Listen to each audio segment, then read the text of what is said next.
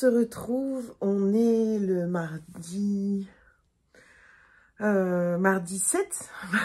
novembre, je suis un petit peu perdue, et j'ouvre un nouveau vlog. Ça fait, je sais pas, 2 semaines, je pense, que j'ai pas vlogué, peut-être 3. Pourtant, je tourne des vidéos, j'ai du temps, mais je sais pas, je prends pas le temps de vloguer. Je crois que, en ce moment, mon rythme fait que je vlogue moins.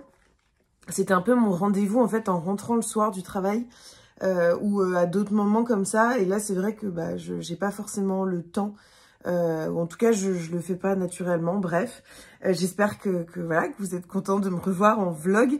J'espère que moi, je vais tenir le rythme de ce vlog, sachant qu'on est déjà mardi. Et que mes vlogs sortent normalement le vendredi. Donc ce sera un petit vlog, mais un vlog qui, je pense, va être intéressant, tout simplement parce que j'ai quelques réceptions à vous montrer, quelques livres dont j'ai envie de vous parler, dont je vous parlerai au fil de la semaine. Et puis je vois Pascal entre 2 pages jeudi. Donc voilà, vous aurez des petites images de ma semaine. Donc là, j'ai déposé Léon à l'école, il est midi à peu près. J'ai déjà fait pas mal de choses ce matin. J'essaye d'avancer petit à petit, donc voilà.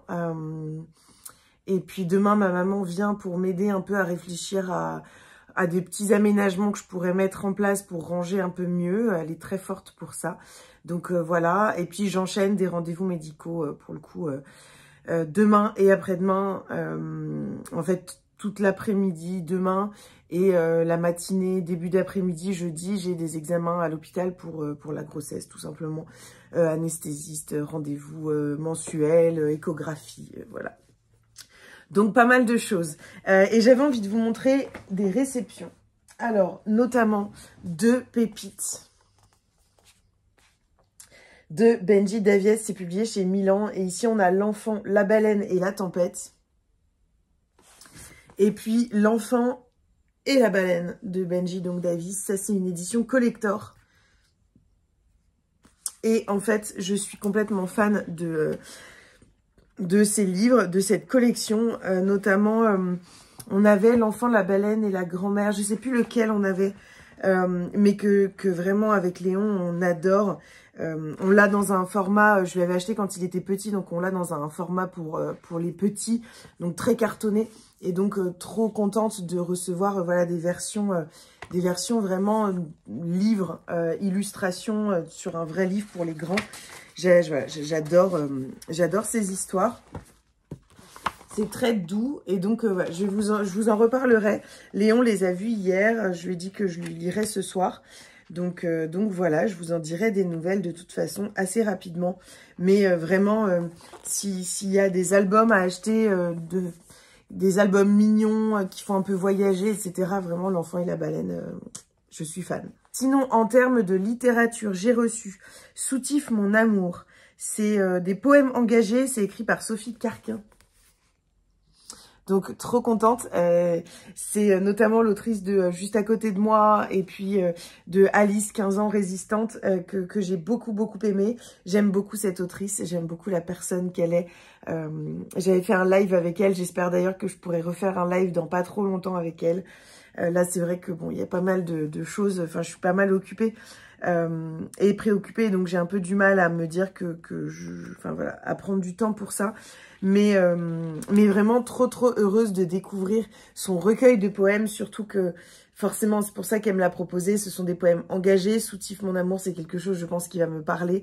Et c'est illustré par Kim Consigny parce qu'en fait il y a pas mal de petites illustrations tout au fil des pages. On a des petites choses comme ça. Et donc voilà, j'ai commencé à feuilleter un peu et j'adore. Je trouve que c'est tranchant, que c'est bien écrit. Et bref, j'adore. Je vous en dirai des nouvelles. Je pense que je vous en lirai quelques-uns pour vous donner un petit peu une idée de ce qu'elle écrit et de ce qui a pu me toucher moi quand je l'aurai commencé. Mais vraiment, je pense que ça va beaucoup me plaire. Donc, merci beaucoup à Sophie Carquin et puis aux éditions La Joie de lire pour cet envoi. Et j'ai reçu également, il n'y a pas beaucoup de réceptions en ce moment, en même temps je demande vraiment beaucoup moins de choses. Puis je pense qu'il y a aussi une accalmie après la rentrée littéraire de août-septembre. Et c'est plutôt pas mal parce que ça me permet de baisser un peu ma pile à lire et puis de m'y retrouver un peu mieux. J'ai reçu La Juive de Shanghai de Marek Alter. Hop, ici, hop, voilà. C'est publié chez Pocket et c'est un livre qui me fait extrêmement envie. On est à Berlin en 1937 et comment l'ignorer, comment se boucher les oreilles. Le monstre est là qui éructe. Le monstre est là qui éructe à la radio de l'atelier. Sans se soucier de la voix du Führer, Ruth, 20 ans, poursuit son ouvrage. La couturière juive ignore encore tout de son destin. Il se présentera pourtant et très vite. Il s'appelle Clara. Et, en sauvant cette jeune résistante communiste des soldats du Reich, Ruth s'ouvre une porte de sortie. Pologne, Sibérie, son périple lui fera traverser tout un continent jusqu'à cette ville de Chine. Premier ghetto d'Asie et véritable nid d'espions. C'est là qu'elle entrera dans la légende, c'est là qu'elle deviendra pour toujours la Juive de Shanghai. Je pense que c'est un roman qui va beaucoup me plaire, beaucoup me toucher. J'aurais aimé vous dire s'il s'agit d'une biographie ou non. Un épisode méconnu de la Seconde Guerre mondiale qui permet aussi à ce conteur d'écrire l'amitié au féminin. Il est né, alors Marek Alter est né en 1936 à Varsovie en Pologne d'une mère poétesse yiddish et d'un père imprimeur. Sa famille fut le ghetto de Varsovie en 1940. Pour chercher refuge à Moscou, en 1946, il retourne en Pologne avec ses parents et 4 ans plus tard, la famille obtient un visa et arrive à Paris. Il a écrit de nombreux romans et des documentaires. Bon, bah je vous en dirai des nouvelles, mais alors vraiment trop hâte de le lire. Et j'aime beaucoup la couverture, j'aime beaucoup cette image en noir et blanc avec ces fleurs rouges qui viennent rappeler le titre. Voilà, j'aime beaucoup ce travail éditorial, même si j'en parle dans un de mes derniers réels, mais j'ai un peu du mal avec les nouvelles tranches de chez Pocket. Ils ont voulu, je pense, moderniser pour les 60 ans, mais en fait, je trouve que... et cette tranche, donc sans la photo, ça enlève de leur identité, parce que c'était vraiment l'identité de Pocket, cette petite photo ici, qui rappelait la couverture. Et puis, j'aime pas du tout les couvertures brillantes. Et donc, forcément, bah, je préférais les couvertures plus mates qu'il y avait avant. Enfin, bref, c'est comme ça. Mais très jolie couverture quand même. Et puis, je voulais vous montrer... Hop, une superbe réception que j'attendais avec grande impatience. Il s'agit de l'agenda 2024. Et donc moi, j'ai celui-ci pour le quotidien, le travail. Voilà, c'est un agenda classique qui va sur l'année scolaire, donc de septembre à août, qui se présente comme ça. Voilà, ça c'est mon classique que j'adore, qui est en spirale parce que c'est beaucoup plus simple. Il y a tous mes rendez-vous de noter. Voilà, c'est l'agenda dont je me sers au quotidien. Et puis, en fait, j'ai commencé l'année dernière à... déjà, j'avais commandé une jaquette comme ça, qui est en cuir vegan. C'est magnifique. Et j'avais commandé un simple bullette. Donc, les simples bullettes, c'est en fait un petit peu... Voilà, comme ça, avec des to-do list à l'intérieur. Le simple, c'est vraiment un agenda où il n'y a pas de dessin, etc. Il n'y a pas de surplus. C'est vraiment des pages blanches pointillées. Et puis, tous les mois, en gros, voilà, ça se présente vraiment comme ça. Et ça va de janvier à janvier pour celui-ci. C'est celui que j'avais pris pour donc mon journal de lecture. Pouvoir un peu y voir clair et puis prévoir YouTube, etc. Noter les services presse. Enfin, voilà, ça se présentait un petit peu comme ça. Et puis, je notais environ ce que je recevais et puis quelques envies que j'avais de choses à poster, notamment sur YouTube ou en post Canva sur la fin. Enfin, voilà, ça me permet en fait plutôt de m'organiser et en même temps d'avoir une trace un petit peu de mes lectures. C'est plus qu'un journal de lecture, c'est peut-être plutôt un journal de Booksta, un journal de Booktube. C'est pour suivre mes lectures et suivre mon blog, en fait, voilà, en général. Et donc, bah, j'ai recommandé celui-ci, le simple. Sauf que cette fois-ci, en fait, je me suis rendu compte justement que l'utilisation que j'en avais, c'était plutôt un agenda Booktube, Bookstagram, et puis lecture, service presse, etc. Et donc, j'ai commandé un simple, mais version semaine. C'est-à-dire que, donc je vais vous montrer un petit peu, on a plusieurs pages blanches, on est sur un simple, donc des pages blanches un peu type bullet avec des petits points, je ne sais pas si vous allez bien voir. Et en fait, donc, ça se présente comme ça, donc je vais prendre janvier directement. Ça se présente en double page comme ceci, avec donc des to-do list ici, un tracker en bas, et puis ici, une page avec des petits points comme un bullet.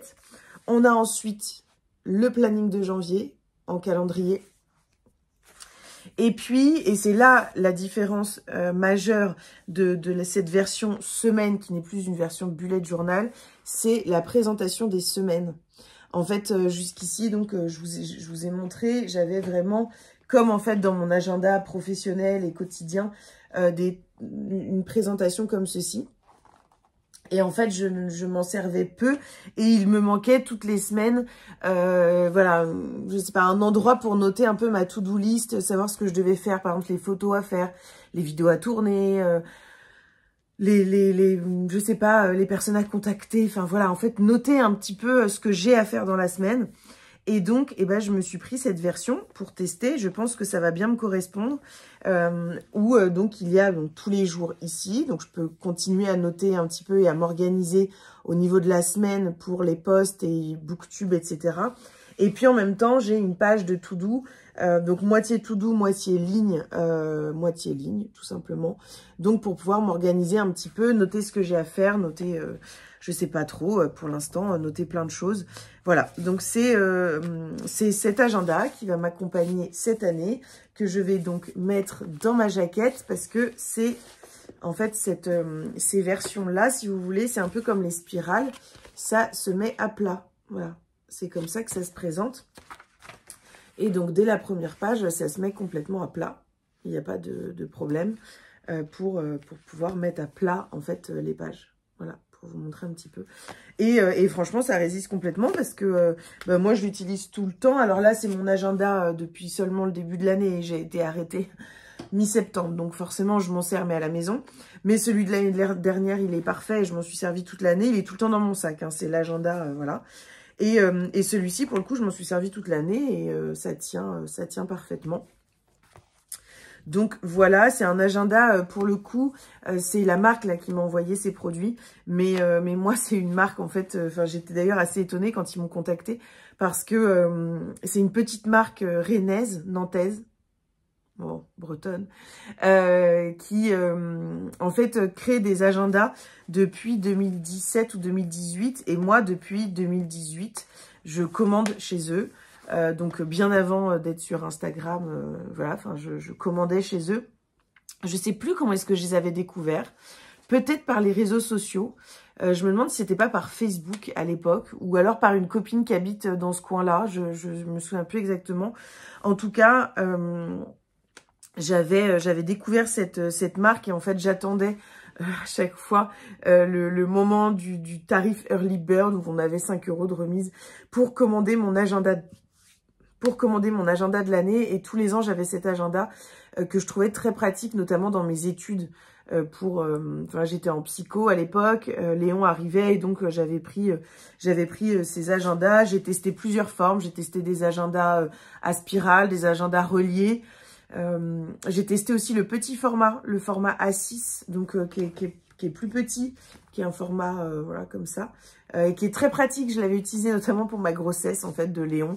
Je notais tous nos rendez-vous, je notais plein de choses, je les ai tous gardés et à chaque fois je change de couleur tous les ans pour varier un petit peu et changer. Donc voilà, j'ai pris donc un agenda et j'en ai profité aussi pour demander un notebook parce que je les trouve absolument magnifiques. Je trouve que vraiment c'est des très très beaux objets. Hop.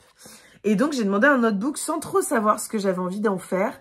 à part que j'avais envie de noter toutes mes lectures. Et donc, j'ai commencé à noter mes lectures à partir du moment en fait, où j'ai eu un Bookstar et où j'ai tout noté. Avant, je notais, mais en fait, je pense que je les ai perdus, ce que je notais. Et donc, j'ai noté tous les livres lus en 2020, en 2021. Et puis, donc, autant dire que ça fait des pages en 2022. Et j'ai noté aussi en 2023. Et en fait, j'ai décidé aussi, donc après 2023, d'essayer de me remémorer les livres que j'ai lus, donc romans jeunesse et young adulte ici, donc ce sera sur 2 pages, et puis les romans, livres lus avant 2020.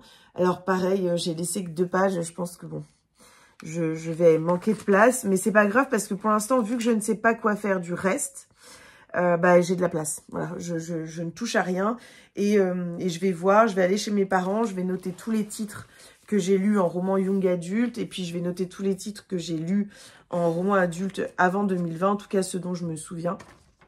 Et puis voilà pour cette superbe réception que j'attendais avec grande impatience. Surtout que j'espérais voilà, pouvoir faire ça avant que bébé arrive pour que tout soit noté et que je reparte sur des bonnes bases parce que ça fait très longtemps que j'ai envie de noter toutes mes lectures. Mais à chaque fois, je me disais, oh là là, non mais c'est l'horreur, en fait, je ne l'ai jamais fait, ça va durer des plombes.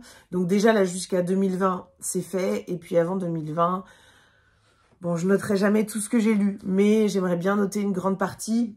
Par exemple, là, je me suis remémoré les livres de Irving Yalom, par exemple, que j'ai lus avant 2020. Les livres de Virginie Despentes. Voilà, j'ai essayé de me souvenir de livres comme ça qui m'ont marqué. La trilogie des fourmis.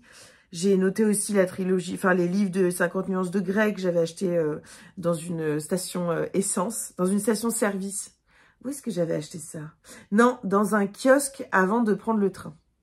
Une vie de Maupassant, enfin voilà, Madame Bovary, le portrait de Dorian Gray, des livres que je me souviens avoir lus comme ça, mais en fait, il y en a plein d'autres, sauf que je n'arrive pas à avoir les idées claires pour les noter.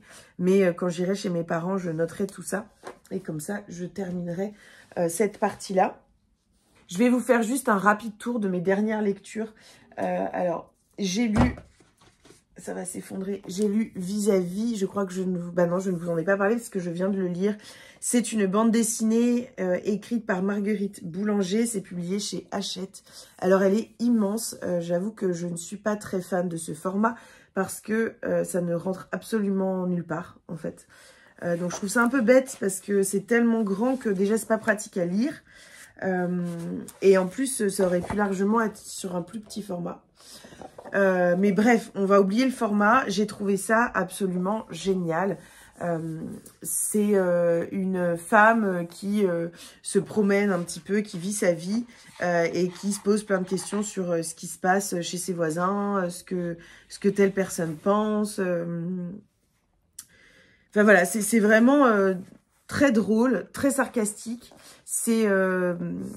je trouve rigolo parce que au fil de ses rencontres et de ses réflexions, on va suivre cette jeune femme qui observe beaucoup les gens, qui observe beaucoup leur vie, qui observe ses voisins, qui observe un petit peu tout ce qui se passe autour d'elle. Et j'ai trouvé ça extrêmement drôle.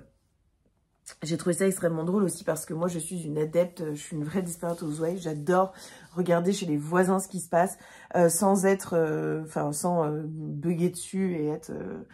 mais c'est vrai que je trouve ça rigolo, en fait, quand on boit un coup et puis qu'on voit comme ça, que je suis au café, que je vois des gens passer, on s'imagine un peu leur vie.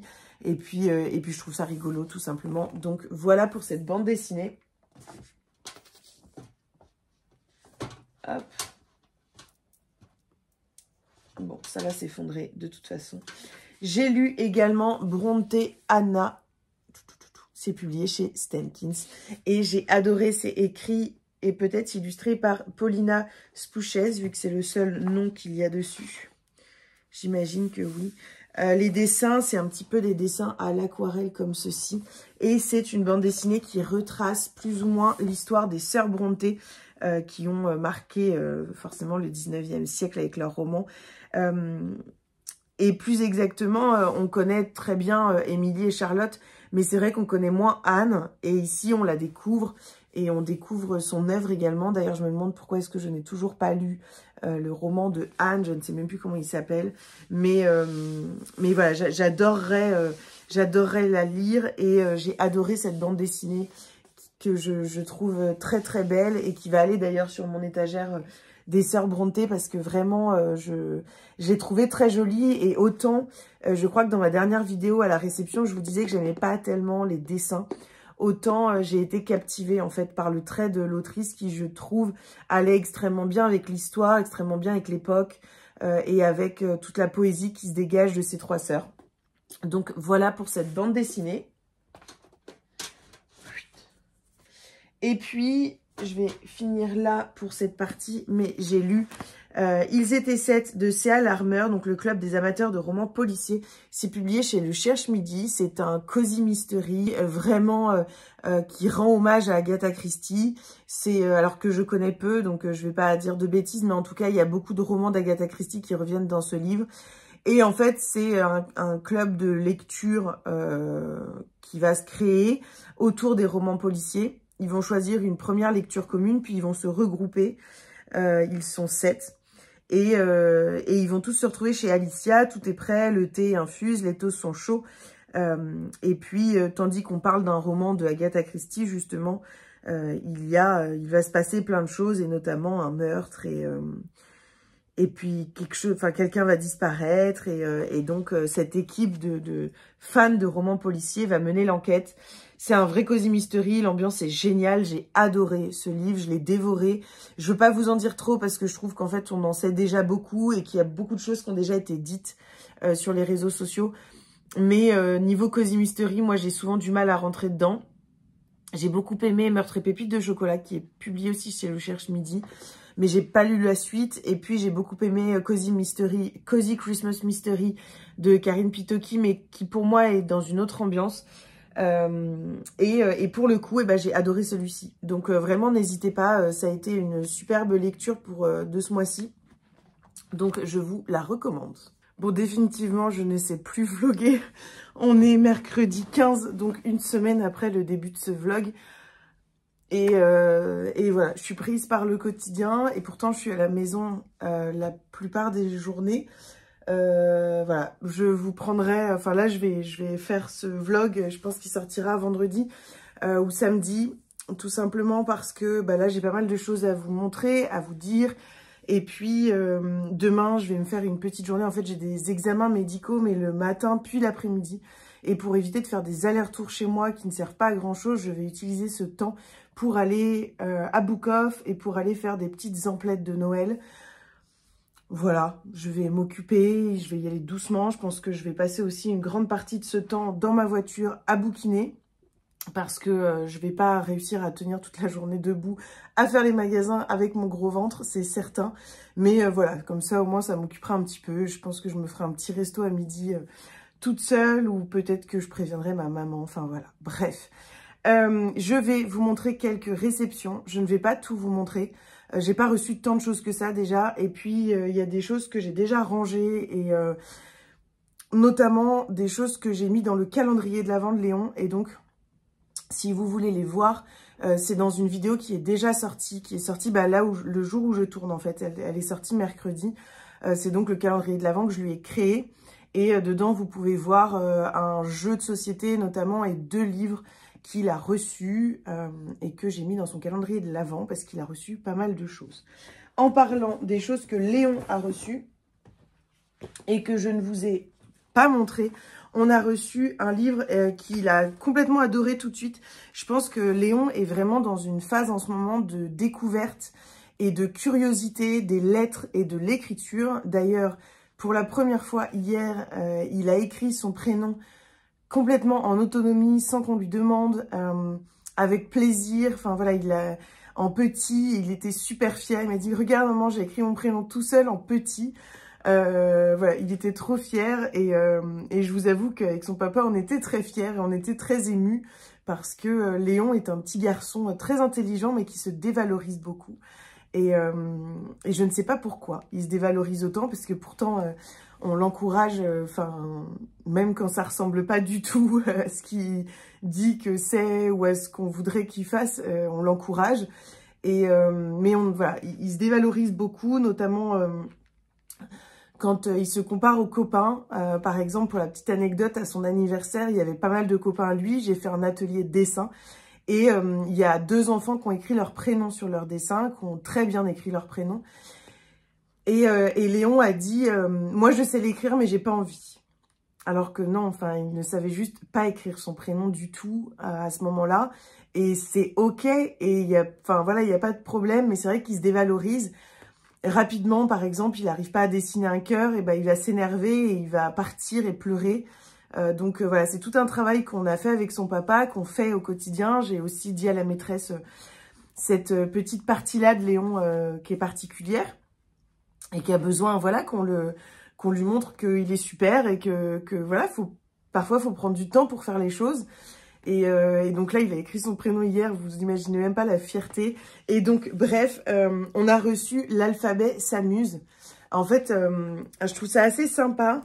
Après, il n'y a pas du tout d'explication, on commence direct et ça, peut-être que ça manque un petit peu. Mais en gros, voilà, c'est des petites choses. Et là, par exemple, on a un J comme jaguar. Et on a donc pas mal de choses comme ça, en fait, à faire. Donc ici, c'est comme ça, et hop. Et on a un W comme un wapiti. Voilà, c'est des petites choses comme ça, où on a la lettre et le dessin derrière. Donc, il faut essayer de deviner la lettre. Et c'est assez sympa. Léon a adoré. On l'a fait déjà 2 fois depuis la réception. Il aime beaucoup. Après, pour l'instant, il ne connaît pas les lettres de l'alphabet. Enfin, il commence à les connaître. Mais voilà, ça permet d'entrer un tout petit peu dans les lettres en s'amusant. Et puis, je lui ai commandé, j'ai demandé plutôt à la maison d'édition Bayard, le très grand Noël des tout petits. Et en fait, c'est un album, j'ai énormément hésité avant de le demander. Pour moi, Noël, c'est pas du tout connoté religieux. Voilà, chez ma grand-mère du côté maternel et chez mes parents, souvent, il y a quand même une petite crèche. Parce que voilà, c'est une tradition depuis toujours dans ma famille.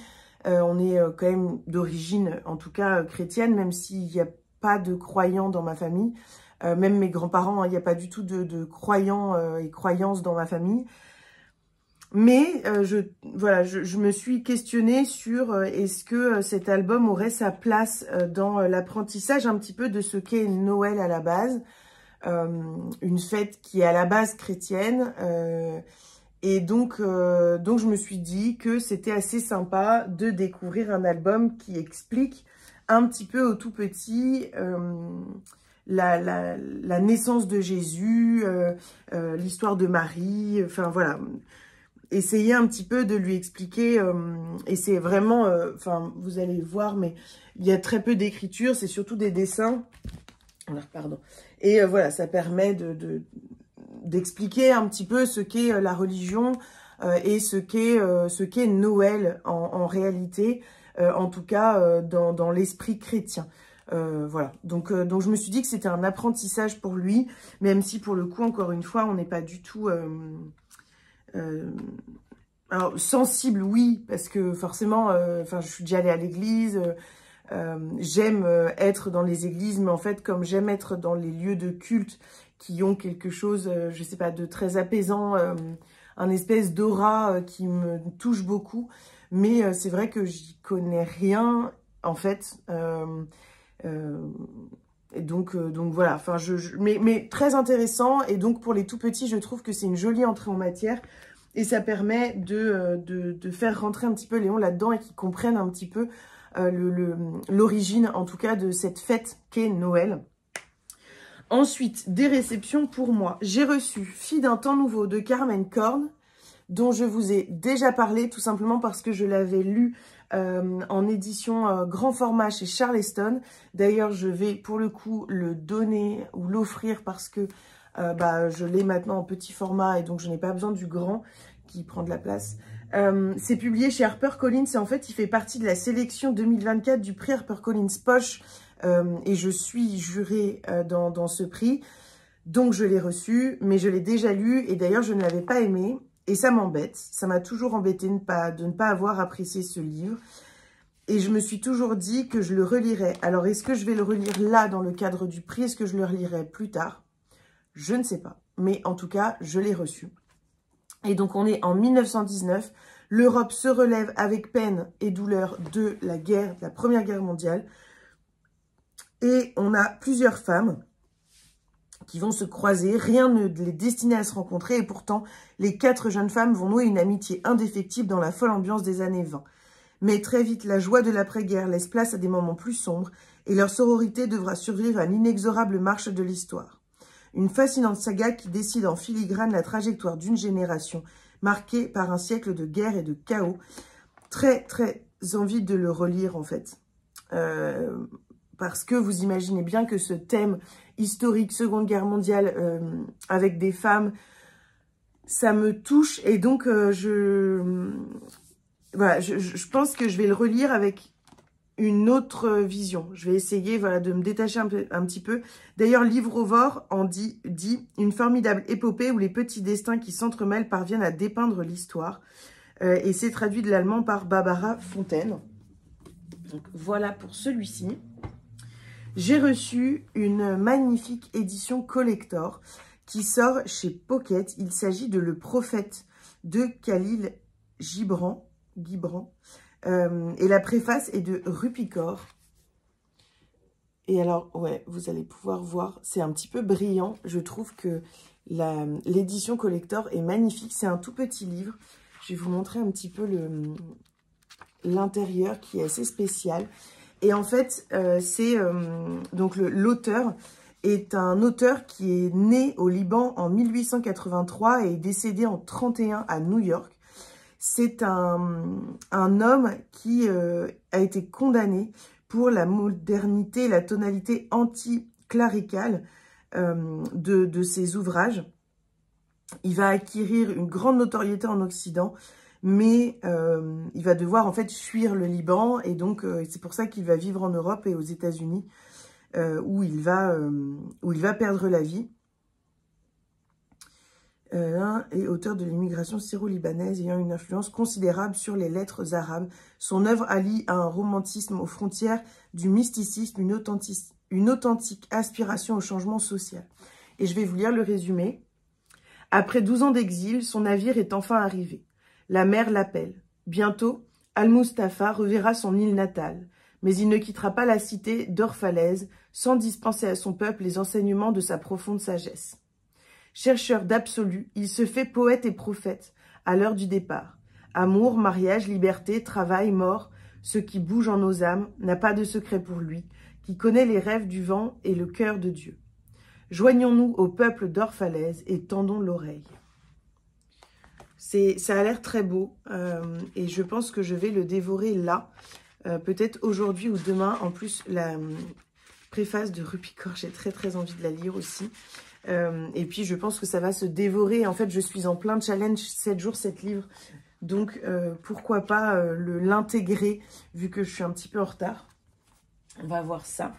Et la dernière réception que je vais vous montrer, qui est sûrement pas la dernière que j'ai faite, c'est une incroyable réception. Et ça a été une grande surprise de le recevoir. Donc, je suis trop contente parce qu'en plus, je voulais l'acheter. Je voulais surtout aller à la soirée. Mais vu que il fallait que je me repose, je n'ai pas pu. Il s'agit de Britney Spears, La femme en moi, qui est publié chez J.C. Lattès. Et j'étais une grande fan de Britney Spears. Et donc, j'avais très envie de le lire. Et en plus, plusieurs copines m'ont fait des retours vraiment très bons. En tout cas, sur le fond. Pas forcément sur la forme, mais moi, c'est pas forcément ce que j'attends. J'attends d'en découvrir plus sur cette femme. Et j'ai hâte de le lire. Et d'ailleurs aussi d'écouter la vidéo de Jeannot Ce Livre, je crois, qui a fait une vidéo dessus. En tout cas, voilà pour cette autobiographie de Britney Spears, accompagnée de 2 petits chouchous roses, de plusieurs petits pins, comme ceci, et puis d'un sac avec Britney, avec écrit « Sa musique a inspiré une génération, ses mémoires vont inspirer le monde, J.C. Lattès ». Voilà pour cette réception, ces réceptions. Je clôture ici les réceptions et on va passer aux lectures que j'ai faites. Hop, et donc on va commencer peut-être par la bibliothèque des rêves secrets de Michiko Aoyama. Je suis ici Sayuri Komachi, je ne veux pas me tromper dans le nom. Elle vit à Tokyo, elle travaille dans une petite bibliothèque en plein cœur de la ville. Et elle attend les clients, elle attend les passants, les lecteurs et les lectrices de tout âge, de tous horizons, pour leur proposer des livres qu'ils n'étaient pas venus chercher. Des livres qui vont un petit peu être le point de départ d'une nouvelle vie, en tout cas d'un tournant dans leur vie. C'est un livre japonais qui est sublime, qui est très doudou, qui est très cocon. C'est un livre qui nous montre, un petit peu comme la librairie Morizaki, l'importance et le pouvoir des livres, le pouvoir cathartique des livres. Et puis au-delà de cet impact des livres sur nos vies, c'est aussi l'impact des personnes que l'on va croiser sur notre chemin et qui vont nous aider à avancer et à prendre des chemins peut-être différents. C'est vraiment magnifique, c'est une ode à la littérature, une ode aux rencontres. C'est un roman choral extrêmement poétique, extrêmement beau. J'ai retrouvé l'écriture que j'aime beaucoup, cette écriture japonaise qui me touche énormément. Et donc voilà, ça a été une incroyable lecture. C'est publié chez Nami. Je crois qu'il est sorti en poche en fin d'année dernière, je crois. Je ne sais plus chez qui, peut-être chez Pocket. En tout cas, ça a été une très très très belle lecture, vraiment. C'est donc de Michiko Aoyama et je vous le recommande très chaudement. Surtout en cette période, vous vous mettez sous votre plaid et vous vous délectez un petit peu de cette lecture qui fait du bien, qui se lit très vite et qui est extrêmement poétique. Je vais ensuite vous parler de Le bûcher des certitudes de Bernadette Pécassou. C'est publié chez J'ai lu. C'est une autrice dont j'ai déjà beaucoup entendu parler mais que je n'avais jamais lu. Et puis là, le titre et la couverture m'ont énormément donné envie. Donc je l'ai demandé aux éditions J'ai lu. Et je ne regrette pas, c'est une superbe lecture. On est en 1609, donc au début du XVIIe siècle, au Pays Basque, donc en France. Et en fait, on va découvrir plusieurs femmes. Mais notamment, un des personnages principaux de ce livre, c'est Pierre de l'Ancre, qui est un chasseur de sorcières et qui, pour éradiquer la sorcellerie, va brûler les corps. C'est sa méthode un petit peu imparable. Et on va avoir donc l'histoire de cet homme qui va débarquer ici pour pouvoir purifier les terres et chasser les sorcières. Et puis, on va avoir donc ces 4 femmes dont on va suivre un petit peu l'histoire et leurs rencontres entre elles et les liens qui vont se tisser entre elles. C'est un superbe livre. Alors, il y a peut-être des moments où j'ai trouvé ça un peu trop rapide et en même temps un peu trop lent. C'est un roman où on plonge directement dedans, il n'y a pas de temps de latence, on est tout de suite plongé dans l'histoire, ça j'ai adoré. C'est une période de l'histoire qui me plaît beaucoup, qui est extrêmement importante pour moi. D'ailleurs, j'ai même une partie de mes nouvelles étagères où il y a vraiment une partie dédiée aux sorcières, avec les romans qui parlent des sorcières que j'ai dans ma pile à lire, dans ma bibliothèque. Je les ai rassemblés au même endroit.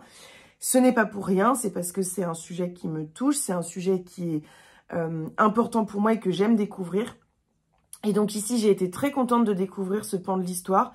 On m'a dit qu'il y avait une série, je me souviens plus comment elle s'appelle, mais il y a feu dans le titre. On m'a dit qu'il y avait une série qui était sortie. Alors, j'ai lu un petit peu le résumé de la série et j'ai pas l'impression que ce soit inspiré de ce livre, mais en tout cas, ça parle du même homme, Pierre de l'Ancre, qui, je crois, en fait, est une figure très connue de cette période de l'histoire de la chasse aux sorcières au Pays Basque, au début du XVIIe. Et donc, ça en fait un livre extrêmement intéressant. J'ai trouvé l'écriture de Bernadette Pécassou très élégante, assez poétique par moments, en tout cas très travaillée. J'ai vraiment trouvé qu'il y avait quelque chose de très beau dans les mots qu'elle utilise et dans sa façon d'utiliser la langue. Pour le coup, je suis très curieuse de lire ces anciens romans. Je ne crois pas que j'en ai. Non, j'en ai pas dans ma pile à lire. En tout cas, les titres que je vois là, je ne les ai pas. mais j'aimerais bien découvrir sa plume dans d'autres romans parce que j'ai vraiment été agréablement surprise par ce livre qui retrace des faits réels, des faits très durs, enrobés dans une écriture très travaillée, très belle et comme je vous le disais, assez élégante. Et donc voilà, j'ai vraiment beaucoup aimé. Il y a peut-être des choses un peu à reprocher et en même temps, moi, je me concentre en fait sur cette partie historique que j'ai trouvée très intéressante. Et voilà, j'ai adoré ce roman, donc je vous le conseille. Je lis également, mais je vous en parlerai après, La petite boutique au poison de Sarah Penner. C'est publié aux éditions Pocket. J'adore cette couverture. On est plongé dans deux temporalités, aujourd'hui et à la fin du XVIIIe siècle. Je ne vais pas vous en dire plus tout de suite parce que je vais vous faire un retour de lecture, je pense ce soir ou demain, parce que je ne l'ai pas encore totalement terminé, donc je vous en reparle dès que c'est fait. J'ai lu également Tout jaune, c'est une BD de Hélène Canac. Je vous en ai parlé à la réception. J'avais lu Entre neige et loup, sa précédente bande dessinée. Elle a aussi écrit D'ambre et de feu que je n'ai pas lu. Et ici, on est dans Tout jaune. Et j'ai trouvé cette bande dessinée. Alors, je ne vais pas forcément vous parler de l'histoire parce que l'histoire n'est pas contée à l'arrière. Il y a juste écrit « Tu te souviens du soleil, toi ? Non, il s'est couché quand je n'étais pas encore née et depuis, il ne s'est plus levé. Grand-mère dit qu'il déprime au pied de la montagne. Il ressemble à quoi, tu sais? À un rond tout jaune dans le ciel. » Voilà, je ne vais pas plus loin dans cette histoire. En tout cas, comme Entre neige et loup, c'est une bande dessinée young adulte qui est très belle, pleine de poésie, pleine d'humour aussi. J'ai trouvé ça assez rigolo. Et puis, les dessins m'ont transportée et toute la bienveillance et la tendresse qui se dégagent des pages, des mots de l'autrice, des dessins, m'a beaucoup touchée. Donc voilà pour cette bande dessinée, dont je ne vais pas vous dire plus, parce que franchement, elle fait moins de 100 pages. C'est une bande dessinée young adulte. C'est très poétique, c'est très doudou, c'est un voyage un peu initiatique, une espèce de quête du bonheur, de quête de ce qui a disparu. J'ai adoré, c'est une très jolie lecture, c'est un joli moment qu'on passe avec les personnages, donc n'hésitez pas. J'ai lu également, et je vous en reparlerai parce qu'en fait je l'ai terminé ce matin, Soutif mon amour, poème engagé de Sophie Carquin. Et il y a des illustrations de Kim Consigny, c'est publié chez La Joie de lire. Je vais vous montrer un petit peu l'intérieur. Et donc, c'est plein de petits poèmes, notamment sur le féminisme. Et c'est Sophie Carquin, donc, qui est une autrice que j'aime beaucoup, qui a écrit ce recueil de poèmes sur plusieurs choses. Alors, il y a tout un sommaire, mais il y a les chagrins, nos héroïnes, le harcèlement, MeToo. Enfin, il y a plein de sujets qui sont abordés.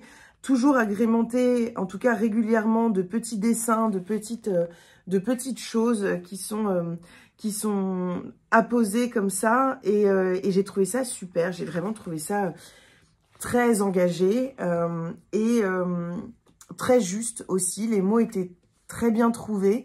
J'ai trouvé qu'on retrouvait un petit peu de la plume de Sophie Carquin, tout en la découvrant dans un autre genre. Alors, elle sait valser d'un genre à l'autre. Je l'ai découverte en littérature adulte, puis en littérature plus young adulte avec Alice, 15 ans, que j'ai adoré.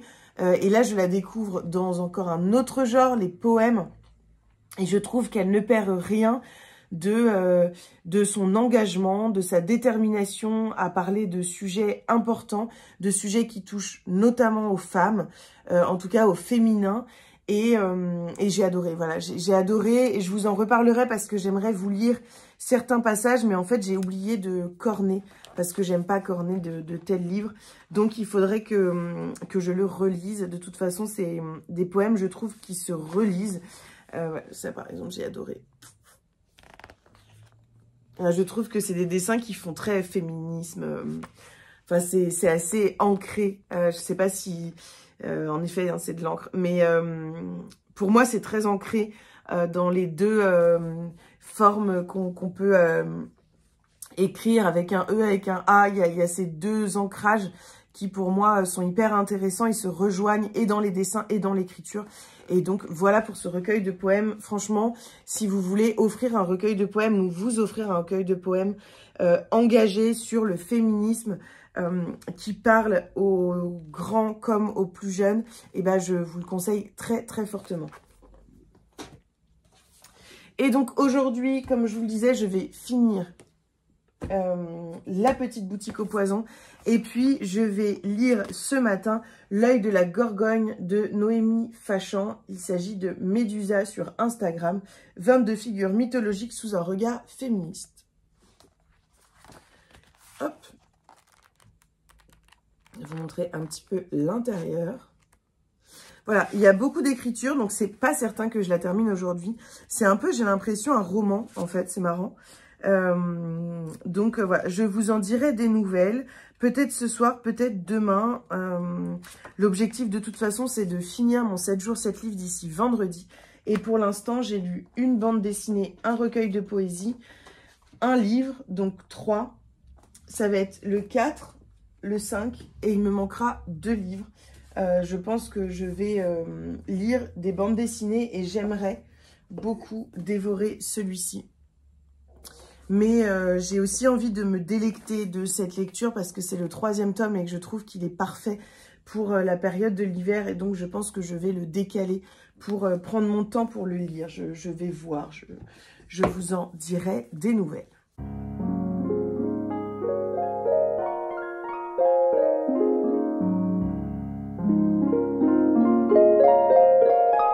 Je vous reprends pour clôturer ce vlog. Il est tard, on est vendredi soir, enfin il est tard dans la semaine.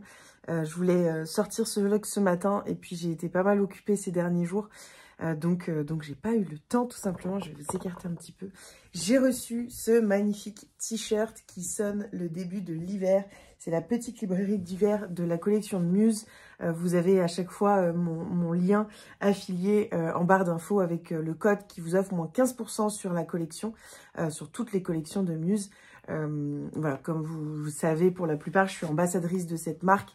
Donc, je ne suis pas rémunérée quand vous achetez, mais au bout d'un certain temps, je peux choisir un t-shirt parmi une sélection. Et donc, j'ai choisi celui-ci qui est un des premiers un petit peu différent de ce que je prends d'habitude. Bref, j'adore, je le trouve magnifique. Et puis, ils sont super agréables à porter, donc c'est trop cool. Et en plus, demain, on installe le sapin, donc ce sera parfait pour la déco du sapin.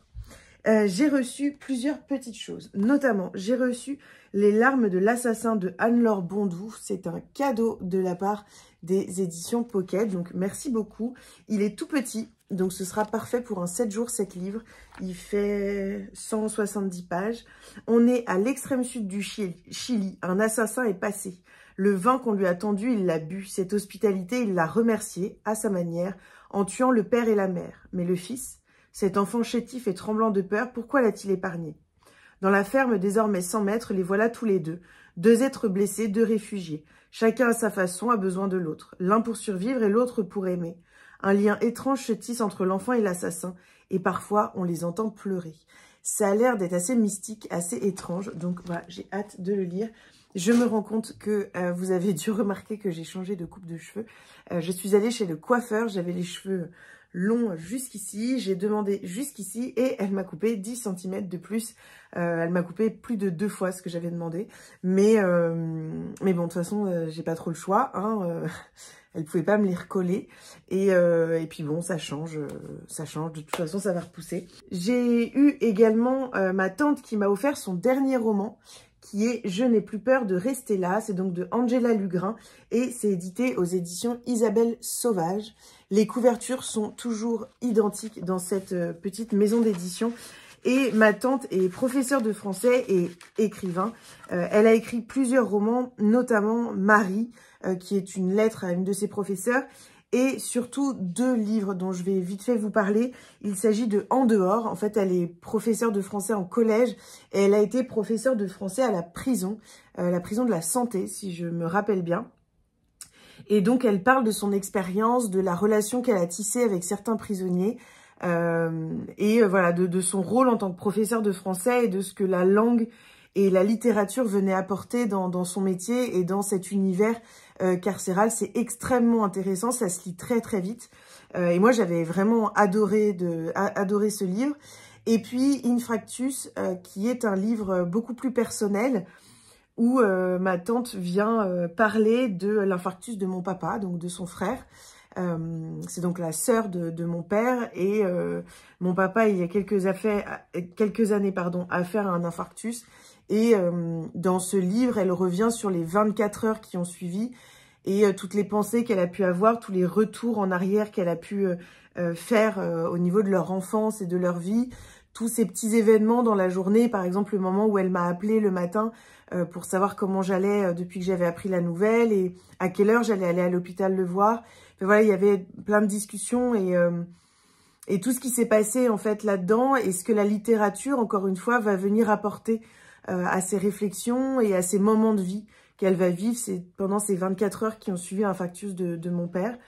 Et donc dans ce roman que je n'ai pas encore lu, donc je peux pas vous en parler exactement, ce que je sais de ce livre, c'est que, je vais pas vous lire le résumé, mais c'est que ma tante revient un petit peu sur cette idée que beaucoup de monde, et moi y compris je pense, on lui a conseillé de passer à la fiction, parce qu'elle écrit très bien, qu'elle a vraiment une plume extrêmement belle, extrêmement travaillée, et qu'on voit bien en fait son univers dans de la fiction. Et elle parle ici du fait que c'est très dur pour elle d'aller dans la fiction, elle n'y arrive pas. Ce qu'elle veut, c'est écrire sur ce qu'elle vit, sur ce qu'elle connaît, sur les choses qu'elle peut apporter dans le concret et le réel. Et je crois que c'est un petit peu ça qu'elle va nous faire découvrir ici par des fragments. Voilà, on va voir un petit peu ce qui s'y passe. Il fait à peu près 100 pages. Oui, c'est ça, à peu près 130 pages. Et il est sorti en novembre. Donc voilà, c'est pas forcément... c'est ma tante qui l'a écrit, quoi. Donc forcément, je suis pas très objective. Mais je vous en reparlerai. Je vais essayer d'être le plus objectif possible. Ce que je sais, c'est que En dehors et Infractus... Alors, Infractus, c'est encore différent parce que c'est vraiment un roman qui me touche. En dehors, j'avais vraiment adoré, notamment sa plume et ce qu'elle pouvait apporter dans le livre et ce que ça apporte en tant qu'être humain et quand on s'intéresse un petit peu à l'univers carcéral. Sinon, autre chose, je suis passée à Book Off. On fait un calendrier de l'Avent avec Pascal. Cette année, on a décidé de se faire un petit calendrier de l'Avent chacune qu'on va se donner mutuellement le 1er décembre quand elle vient à la maison. De rien, mon chéri. Et en fait, on avait décidé de mettre un petit peu des livres d'occasion pour avoir un plus gros budget pour le reste. Et il s'avère que elle, comme moi, on ne trouve pas les livres qui sont sur nos wishlists mutuelles à Book Off. Donc, j'y suis allée pour ça. J'en ai profité pour passer... J'étais vers Bastille, donc j'en ai profité pour passer à Sostrine et à Emma pour acheter quelques décorations de Noël, etc. Mais enfin, j'y allais pour ça à la base. Et malheureusement, je suis ressortie bredouille parce que il y avait rien, pas un seul roman, que ce soit dans l'univers du polar ou dans d'autres univers, il y avait rien de sa wishlist, même pas des livres en mauvais état, donc je pouvais même pas me dire, allez, tant pis, je prends. Non, il n'y avait pas. Mais donc, forcément, je ne suis pas ressortie avec rien. J'avais adoré le roman Par-delà l'attente de Julia Mikovsky, quand il était sorti donc chez J.C. Lattès. Et en fait, il était à 1 €. Alors, j'ai pas trop compris pourquoi, parce qu'il est assez récent quand même, ce roman. Je ne sais pas. En tout cas, j'avais adoré ce livre et donc je l'ai acheté. 1 €, je pouvais pas passer à côté et je me suis dit que potentiellement, je pourrais l'offrir. Donc voilà, j'ai acheté celui-ci. Et puis, j'en ai profité également parce que je suis tombée vraiment par hasard, je ne le cherchais pas du tout, sur Biche de Mona Messine. C'est publié aux éditions Livre Agité. Hop, donc voilà, en fait, cette maison d'édition me parle bien par ce qu'elle prône, par ses engagements. Et là, ici, on est sur un conte écologique porté par une plume aussi poétique que tranchante. C'est une histoire qui nous plonge au cœur d'une nature en émoi et nous rappelle que la terre, lorsqu'elle est en colère, peut gronder sous les pieds des hommes. Voilà, trop hâte de le lire. J'aime beaucoup les couvertures de cette maison d'édition. Donc voilà, je vais enlever les petits... il faudrait que Sophie vienne ici du Café et des Livres pour s'occuper de mes étiquettes sur mes book-off. Mais voilà, je vais donc rajouter ça dans ma pile à lire. Je vais juste vous parler de 2 livres donc, que j'ai pu lire. J'ai terminé... Ouf, tout tombe. Je suis un dragon de Adrien Thomas et Maureen Casuli. C'est une bande dessinée young adulte sur un jeune homme qui, au moment de l'adolescence, voit son corps changer, il comprend pas trop et il va s'avérer que c'est un dragon. C'est assez bien écrit, je trouve l'histoire assez sympathique et j'ai bien aimé les dessins. Pourtant, c'est pas mon style à la base, mais là, ça m'a pas mal accroché. J'ai bien aimé l'histoire. Donc voilà, je voulais vous en faire un petit retour. Je trouve que pour les ados, c'est assez sympa. Et donc, pourquoi pas, c'est peut-être une bonne idée de cadeau de Noël à faire pour un ado autour de vous. En tout cas, très sympa et c'est publié chez Jungle. Donc voilà pour ça. Hop. Définitivement, la BD vis-à-vis, elle est beaucoup trop grosse et ce qui fait que tout tombe. Bon, je vais l'enlever parce qu'en fait, c'est très énervant. Elle est vraiment énorme. Enfin, en fait, j'ai même du mal à comprendre l'intérêt. Alors, c'est pas contre... Enfin, c'est un peu contre la maison d'édition. Je ne comprends pas, en fait, ces formats qui ne rentrent nulle part. Et je trouve que... Enfin, déjà, une bande dessinée, c'est grand. Mais alors là, le format, enfin, c'est... Je sais pas, j'ai du mal à comprendre pourquoi Hachette a fait ça. Et je trouve que ce qui fait que c'est un livre qu'on lit et puis qu'après on enlève. Enfin, moi, personnellement, j'ai aucune étagère aussi grande. Et donc c'est sûr que je ne vais pas le garder parce que ça prend trop de place. Je vais voir ce que j'en fais, si je l'offre ou je sais pas. Mais en tout cas, ça prend beaucoup trop de place chez moi. Donc, je ne le garderai pas très longtemps. Sinon, je voulais vous parler, pour terminer, de la petite boutique au poison de Sarah Penner. Je vous en ai déjà un petit peu parlé. On est à Londres aujourd'hui et puis à la fin du XVIIIe siècle. C'est un petit peu l'histoire de femmes bafouées par les hommes qui vont utiliser une espèce de poison.